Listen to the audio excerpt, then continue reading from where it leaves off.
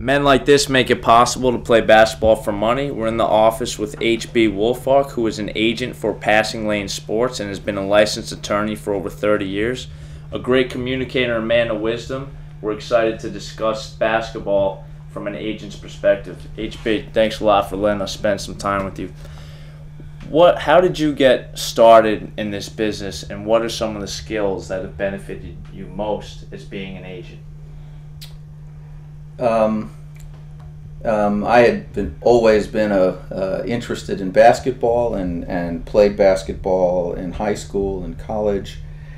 And after becoming a practicing lawyer, had worked on a number of marketing and licensing contracts for other professional athletes.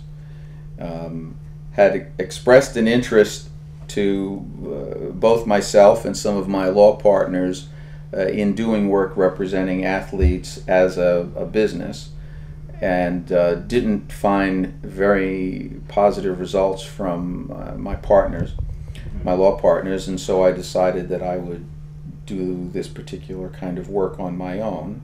And so back in around 1996, I started trying to represent professional athletes, specifically basketball players, because it was my area of interest. Right.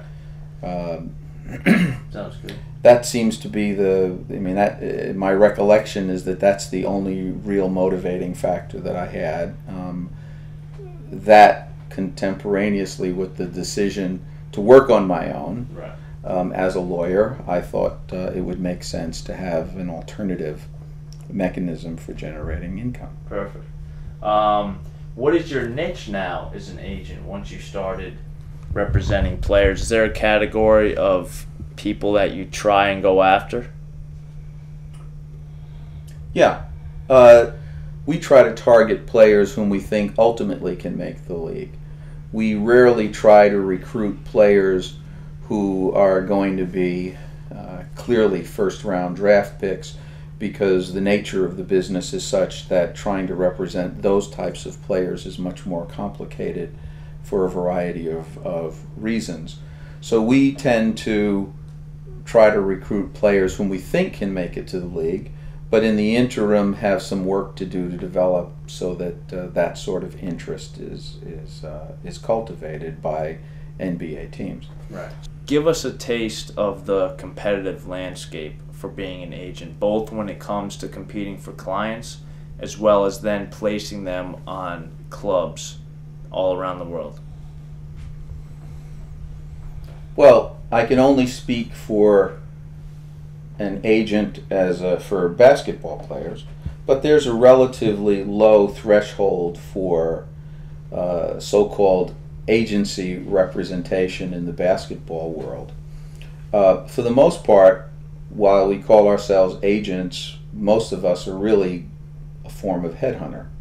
Our primary responsibility is locating a job for a client and then negotiating through a contract on fairly formalized terms and conditions.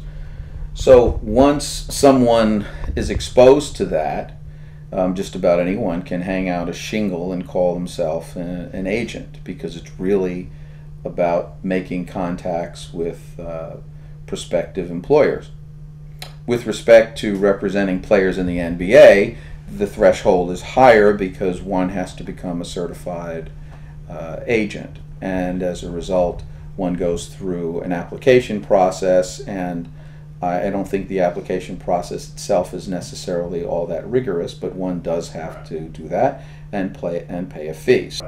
With respect to competition, there's lots of competition for opportunities, but over time and with proven success of the players whom you represent in the markets where you place them, the people with whom you come in contact tend to trust you more, right. Believe in your judgment about someone, and will more readily accept the players that you offer them than they might others.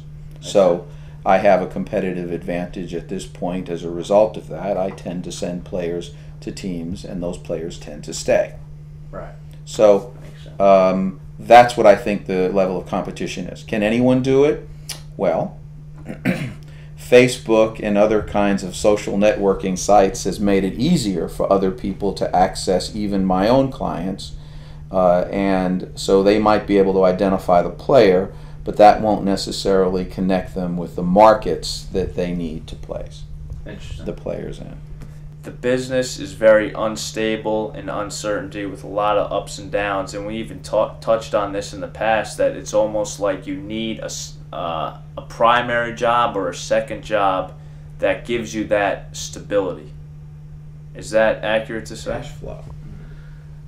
What differentiates the basketball agency business from other kinds of traditional startup enterprises is that cash flow is very, very cyclical, and there tends to be a longer run-out period before you receive your initial compensation. So, for example, if you identify a player, you want to be an agent, and you find a player in March of 2010, and you find a job for that player in July of 2010, and that player goes on his job in September of 2010, you might find yourself getting paid, if at all, by October, November, December of 2010, or perhaps even in early 2011. So therefore, from the time that you found a good player until the time that you're paid for the services that that player that you've rendered in finding that job by that team, 9 months to 12 months will have elapsed. So you, as someone in the business, have to have the ability to tide yourself over during that period. What is the most important thing you would emphasize to a new client who's about to embark on either the D League, the NBA, or going to an unknown place in Europe?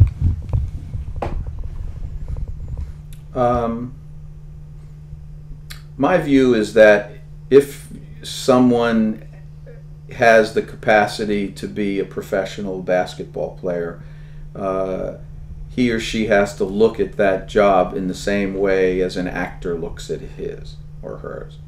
That is, in order to be a performer, you have to perform. In order to be a basketball player, you have to play.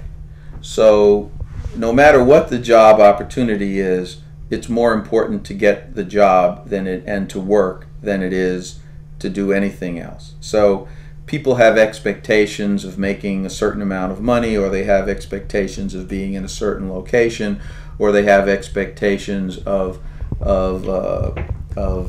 being in a position which will increase their upward mobility, and so they'll prefer to select one market over another market.